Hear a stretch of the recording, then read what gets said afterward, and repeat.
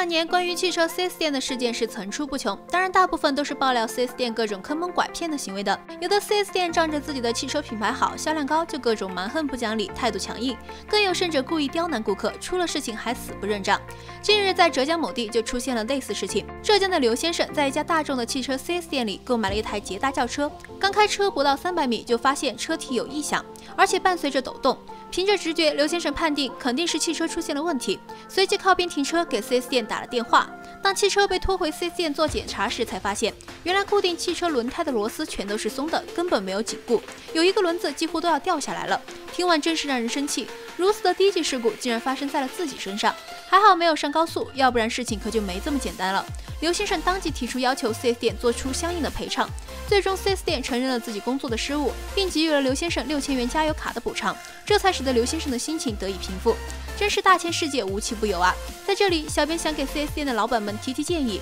人都说顾客都是上帝，你能不能对自己的上帝好点呢？要不然上帝真的发怒了，您还怎么讨生活？